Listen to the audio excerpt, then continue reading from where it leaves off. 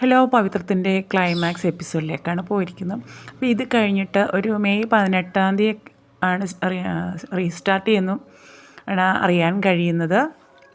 അതായത് ഇനിയിപ്പോൾ ആ ഒരു മെയ് 18 ആകുമ്പോഴത്തേക്കും ഇതിൻ്റെ ഒരു സീസൺ 2 അത് ആരംഭിക്കും എന്നാണ് അറിയാൻ കഴിയുന്നത്. അപ്പോൾ അതിൻ്റെ ആ ഒരു വിശേഷങ്ങളിലേക്കാണ് പോകുന്നത്. അപ്പോൾ വേദ അവിടെ കുഴിഞ്ഞു വീഴുകയും നേരെ ഹോസ്പിറ്റലിൽ കൊണ്ടുപോവുകയും ആ ഒരു അച്ഛൻ്റെ പള്ളിയിലെ അച്ഛൻ്റെ ഗിവറീസ് അവിടെയൊക്കെയാണ് കൊണ്ടുപോകുന്നത്. അപ്പോൾ അവിടെ പരിശോധിക്കുമ്പോഴാണ് അറിയുന്നത് വേദ ഒരു അമ്മയാൻ പോകുന്നു, അങ്ങനെയുള്ള കാര്യങ്ങളൊക്കെ കഴിയുന്നപ്പോൾ അവിടെ അനിയൻകുട്ടൻ മരിച്ചിരിക്കുന്നു. അതുപോലെ തന്നെ വിക്രത്തെ ജോബിയുടെയും ശ്രീകാന്തിൻ്റെയും ഒക്കെ മൊഴിയുടെ അടിസ്ഥാനത്തിലേക്കാണ് വിക്രം, അതായത് വർഷയുടെ അച്ഛൻ ചന്ദ്രശേഖർ വിക്രം കൊലപ്പെടുത്തി അങ്ങനെ ഒരു കേസാണ്. അപ്പോൾ അങ്ങനെ അതുപോലെ അനിയൻകുട്ടനും എല്ലാത്തിനും സാക്ഷി, പുളിക്കൻ്റെ മരണത്തിനും എല്ലാത്തിനും സാക്ഷിയായിട്ടുള്ള അനിയൻകുട്ടനും മരിച്ചിരിക്കുന്നു. അപ്പോൾ ആ വിവരവും ഒന്നും വേദയെ അറിയിക്കുന്നില്ല. അങ്ങനെ വേദ പുറത്തേക്ക് ഇറങ്ങുന്ന സമയത്താണ് ഇതെല്ലാം കഴിഞ്ഞു അവിടെ ഇങ്ങനെ ഒരു സംസാരം കേൾക്കും. വേദ ആ ഒരു സമയത്താണ് അനിയൻകുട്ടൻ്റെ മരണവും കാര്യങ്ങളൊക്കെ അറിയുന്നത്. അങ്ങനെ അവരുടെ എല്ലാം മൊഴിയുടെ അടിസ്ഥാനത്തിലാണ് വിക്രത്തെ പോലീസ് അറസ്റ്റ് ചെയ്ത് കൊണ്ടുപോകുന്നത്. അങ്ങനെ ജയിൽ ആ ഒരു കോടതിയാണ് കാണിക്കുന്നത്.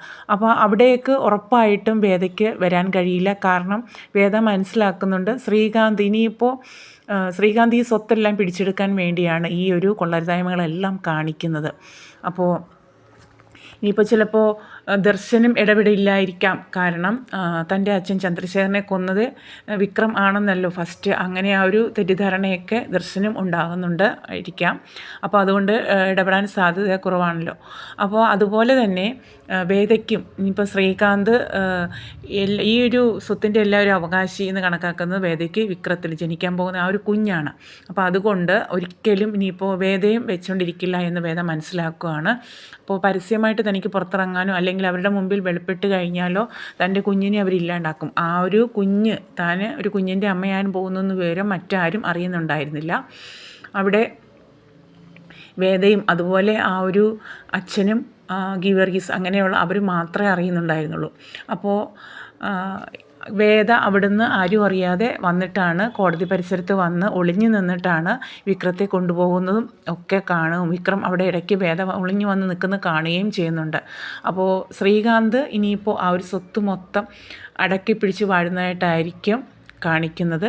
കാരണം എല്ലാം തൻ്റെ കയ്യിലായി. അതുപോലെ ദർശനെയും പറഞ്ഞ് തിരുത്തിയിട്ടുണ്ടാവാം. പക്ഷേ ഇനി അങ്ങോട്ടേക്ക് ഒരു 5 വർഷത്തിന് ശേഷമുള്ള കഥ കാണിക്കുന്ന സമയത്ത് ദർശൻ കഥകളൊക്കെ തിരിച്ചറിഞ്ഞിട്ടുണ്ടാവാം. അങ്ങനെ ദർശനായിരിക്കും വിക്രത്തെ ജാമ്യത്തിൽ ഇറക്കുന്നതും വിക്രത്തെ കോടതിയിൽ നിന്നും. കാരണം തൻ്റെ എതിരെ വന്നിരിക്കുന്ന ആ ഒരു സാക്ഷിമൊഴിയുടെ അടിസ്ഥാനത്തിലാണ് വിക്രത്തെ അറസ്റ്റ് ചെയ്ത് കൊണ്ടുപോകുന്നത്. അപ്പോൾ ഒരു 6 വർഷത്തിന് ശേഷം വിക്രം പുറത്തിറങ്ങുന്നതായിട്ടായിരിക്കാം കാണിക്കുന്നത്. അതുപോലെ തന്നെ വേദ ഒളിവിൽ തന്നെയാണ് താമസിക്കുന്നത്. വേദ ഗർഭിണിയാണെന്ന വിവരവും ആർക്കും അറിയില്ല. അപ്പോൾ ഒരു അച്ഛൻ വേദയായിട്ട് സംസാരിച്ച് അപ്പോൾ വേദയെടുത്ത് കാര്യങ്ങളൊക്കെ പറഞ്ഞ് മനസ്സിലാക്കി തനിക്കൊരു ഷെൽട്ടർ ഒരുക്കി കൊടുക്കുന്നതായിട്ടാണ് കാണിക്കുന്നത്. ആ ഒരു കുഞ്ഞിൻ്റെ ജനനവും അതിൻ്റെ വളർച്ചയും ഒക്കെ അച്ഛൻ്റെ ആ ഒരു തണലിൽ തന്നെയാവും. ആ ഒരു അച്ഛനാരും കാണാതെ ആരും അറിയാതെ വേദയ്ക്ക് താമസിക്കാനായിട്ടൊരു സൗകര്യം ഒരുക്കി കൊടുക്കുന്നതായിരിക്കും, അങ്ങനെയായിരിക്കാം കാണിക്കുന്നത്. അതുപോലെ തന്നെ കമലയും മാഷും ഒക്കെ പോയി വിക്രത്തെ ജയിലിൽ പോയി കാണുന്നത് ആ ഒരു സമയത്ത് അവർ വിക്രം വേദയെ നിരന്തരം ഓരോ തവണ ചെല്ലുമ്പോഴും വേദയുടെ കാര്യങ്ങളെക്കുറിച്ച് അന്വേഷിക്കുന്നു. അപ്പോഴേക്ക് ഈ ഒരു അവസ്ഥയിൽ വേദയ്ക്ക് കാണാൻ പറ്റില്ല, അങ്ങനൊരു മാനസികാവസ്ഥ, അങ്ങനെയായിരിക്കാം കമലയും മാഷും ഒക്കെ പറയുന്നത്. പക്ഷേ വിക്രത്തിനറിയാം വേദയ്ക്കെന്തോ വേദ മാറി നിൽക്കുന്നതാവും, അല്ലെങ്കിൽ അങ്ങനെയുള്ള സാഹചര്യം കൊണ്ടാവും വേദ കാണാൻ വരാത്തതെന്ന് വിക്രം മനസ്സിലാക്കുന്നുണ്ട്. അതുപോലെ തന്നെ വേദയുടെ അച്ഛൻ ശങ്കരനാരായൺ സാറും തിരിച്ചറിയുന്നുണ്ടാകും വേദ എവിടെയെങ്കിലും സുരക്ഷിതമായിട്ട് ഇരിപ്പുണ്ട്. കാരണം ശ്രീകാന്തിൻ്റെ മുന്നിലേക്ക് വരാൻ കഴിയില്ല. കാരണം ശ്രീകാന്താണ് ഇതിൻ്റെ എല്ലാം പിന്നിൽ നിന്ന് അദ്ദേഹം മനസ്സിലാക്കുന്നുണ്ട്. അപ്പോൾ എല്ലാ സ്വത്തുക്കളും എല്ലാം പിടിച്ചടക്കി വർഷയുടെ വീട്ടിലാണ് ശ്രീകാന്തിൻ്റെ താമസം.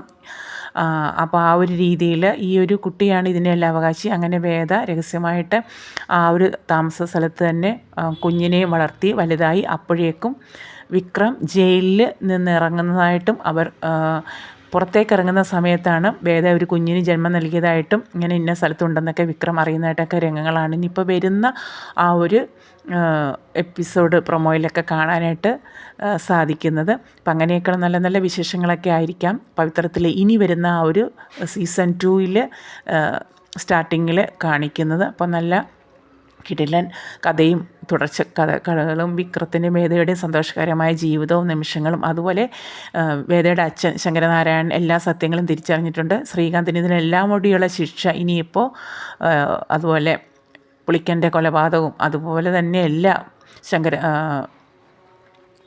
എല്ലാവരുടെയും മരണത്തെക്കുറിച്ചിട്ടുള്ള വിവരങ്ങൾ, അതായത് വരുണിൻ്റെ കൊലപാതകവും ഒക്കെ അതിനെല്ലാം പിന്നിൽ ശ്രീകാന്താണെന്ന സത്യം മനസ്സിലാക്കി അതിനുള്ള ശിക്ഷയൊക്കെ വാങ്ങിക്കൊടുക്കുന്നത് വരുന്ന ആ ഒരു എപ്പിസോഡ് രംഗങ്ങളിൽ ഇനി കാണാൻ കഴിയും നമുക്ക് പ്രതീക്ഷിക്കാം. അപ്പോൾ അതുപോലെ എന്തായാലും പവിത്രം സീസൺ 2 മിസ് ചെയ്യല്, എല്ലാവരും സപ്പോർട്ട് ചെയ്യുക, കാണുക. അതുപോലെ ഈ ഒരു കുഞ്ഞു ചാനലിൽ സപ്പോർട്ട് ചെയ്തും ലൈക്ക് ചെയ്തും ഒക്കെ ഒന്ന് സപ്പോർട്ട് ചെയ്യുക. സബ്സ്ക്രൈബ് ചെയ്യാതെ കാണുന്ന കൂട്ടർ പ്ലീസ് ചാനൽ ഒന്ന് സബ്സ്ക്രൈബ് ചെയ്ത് സപ്പോർട്ട് ചെയ്യണം. Okay, thanks for watching.